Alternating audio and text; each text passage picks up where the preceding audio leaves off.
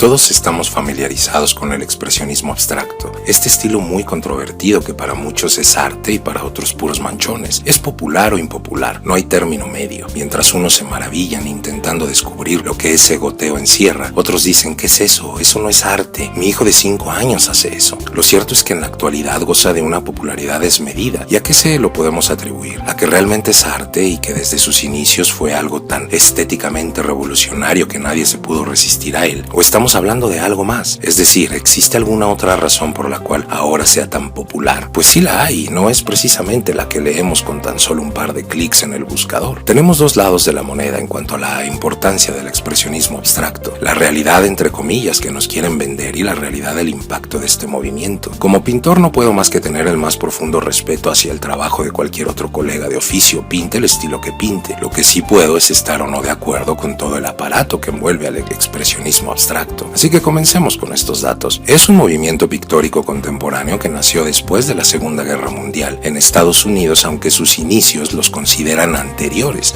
atribuyéndole el nacimiento de este movimiento a Arshile Gorky, pintor armenio exiliado a Nueva York desde 1925. Gorky recibe la influencia del surrealismo que le sirve de puente entre la pintura europea de entreguerras y la escuela norteamericana. En 1936 abandona la figuración y bajo la influencia de Roberto Matta, descubre un nuevo lenguaje formal, optando por las figuras abstractas biomorfas. Aunque tendió a la abstracción y la espontaneidad, no prescindió completamente del dibujo ni renunció a controlar la pincelada. Y como iniciadores de este movimiento podemos mencionar a Willem de Kooning, William Basiotes, Adolf Gottlieb, Philippe Guston y Clifford Steele, entre otros. Pero ¿qué nos dicen los defensores de este estilo? Pues nos dicen que los expresionistas abstractos mantienen el precepto de la sola pintura, de un mandato de absoluta sinceridad y de la creencia que el artista se expresa a través del plano pictórico, el gesto y la acción física, que sus exponentes, desencantados por su contexto e inspirado por el existencialismo, se refugian en su interior y abandonan referencias, rechazan la forma y se habla de texturas, arenas, goteos y del proceso artístico como rito sustancial. A los expresionistas abstractos les fascina el mito del pionero y sus implicaciones de soledad, dureza y énfasis en el proceso. Su obra no obedece a un estilo unitario. El expresionismo abstracto agrupa búsquedas personales en torno al trazo y en torno a la materia. Se afirma la materialidad del cuadro como superficie, rechazando todo ilusionismo en cuanto a perspectiva y en cuanto a representación de otra realidad que no sea la del propio trazo o materia. Dejando de lado el discurso filosófico y centrándonos en el impacto posterior al nacimiento de este movimiento, lo que ya mencioné es información que nos acerca a lo inmediato, es decir, a unos cuantos clics. Pero ¿qué pasa si escudriñamos un poco más? ¿Qué tal si lo que nos dicen sobre este estilo no es completamente verdad? Me refiero a cómo llegó a impactar al mundo del arte y establecerse ahí. Actualmente el pensamiento crítico está sobrevalorado y aceptamos todo lo que nos dicen sin cuestionarlo, y si nos atrevemos a cuestionarlo, pues automáticamente nos convertimos en teóricos de la conspiración. Ya sin ser tan dramático, vamos a ver el porqué del boom del expresionismo abstracto, de dónde vino esa explosión. Ok, vamos a conceder que sus inicios fueron anteriores a la Segunda Guerra Mundial, pero en realidad podemos decir que fue después de esta cuando tuvo su mayor impacto, cuando se dio a conocer y tomó esa relevancia. ¿Están familiarizados con el realismo socialista? Pues bien, ese era el estilo pictórico que imperaba desde 1934 en la Unión Soviética, en tiempo de Stalin. Pero vamos a ampliarlo. ¿Qué era o por qué es tan importante al hablar del expresionismo abstracto? Ok,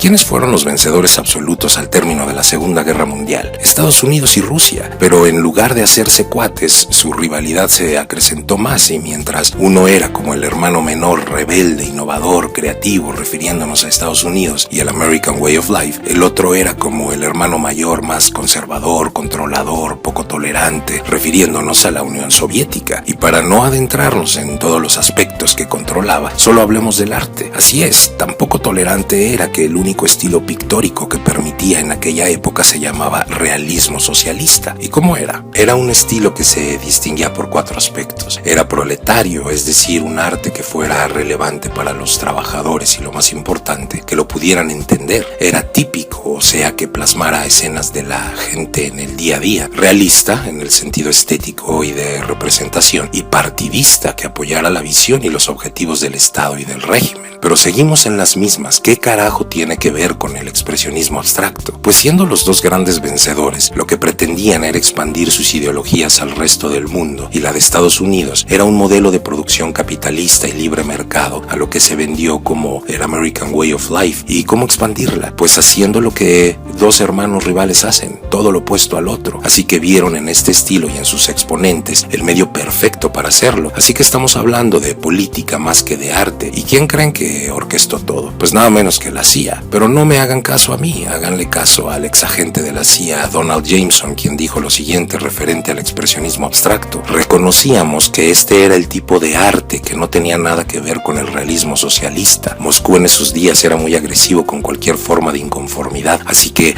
uno podía razonar de manera adecuada que cualquier cosa que ellos criticaran de esa manera tan contundente valía la pena ser apoyado de una u otra forma. Así que la maquinaria ideológica del American Way of Life requería de un vuelco para coincidir con los valores occidentales democráticos, de libre expresión y de libertad de mercado que se agrupaban en el ideal del sueño americano, y pretendían expandir la idea de que el expresionismo abstracto era el tipo de arte que hacía aparecer al realismo socialista aún más rígido de lo que era. Y para hacerlo más contundente, organizaron dos exposiciones en los museos más importantes de Europa, utilizando el trabajo de Jackson Pollock y Willem de Kooning. Estas eran Modern Art in the United States en 1952 y Masterpieces of the 20th Century en 1955. Así que la CIA utilizó su trabajo para darle fuerza a su operación ideológica contra Rusia desde otro ángulo que no fuera el bélico, mostrando al mundo que los Estados Unidos era una nación idónea para el desarrollo del arte, de la libertad, el pensamiento crítico y la democracia. Y bueno, para no dejarlo fuera del video, hablemos un poquito de su máximo exponente, Jackson Pollock. Pollock realizó alrededor de 400 pinturas. Al principio les ponía nombre a sus obras, después dejó de hacerlo y solo las numeraba para efecto práctico de catalogarlas. Pero ¿qué es lo que choca del expresionismo abstracto? Son esos manchones de pintura que al parecer no tienen ningún sentido, y muchos comulgan con la idea de qué tipo de emociones puede plasmar un artista solo dejar caer gotas de pintura en un lienzo. Ok, para los psicólogos o los que le dan importancia a la psicología dirán que tiene mucho sentido, porque el que realmente está hablando es la mente subconsciente del artista. No por nada Jackson Pollock dijo: miren pasivamente y traten de recibir lo que la pintura les ofrece, y no traigan temas ni ideas preconcebidas de lo que deberían estar buscando. Y para finalizar, mencionemos su estilo de dripping o goteo. ¿Saben de dónde lo sacó? Pues del taller experimental llamado Laboratorio de Técnicas Modernas en el Arte, impartido en Nueva York. Adivinen por quién: por nuestro querido David Alfaro Siqueiros en 1936. ¿Qué tal? Así que en conclusión podemos decir que tanto Jackson Pollock como los expresionistas abstractos sienten la necesidad de explorar el inconsciente, no pretenden expresar ideas figurativas, así que el automatismo, el psicoanálisis, lo occidental y la libre interpretación es lo que pretenden plasmar en lo que muchos solo catalogan como manchones. La pregunta es, de no haber sido por todo este plan de la CIA en aquella época para expandir su ideología política en el mundo, ¿el expresionismo abstracto tendría la importancia y el impacto que tienen ahora en el mundo del arte? Lo cierto es que no se estableció realmente por su propuesta estética, necesitó de la intervención de esta agencia para quedarse en la mente del colectivo. ¿A ustedes qué opinan?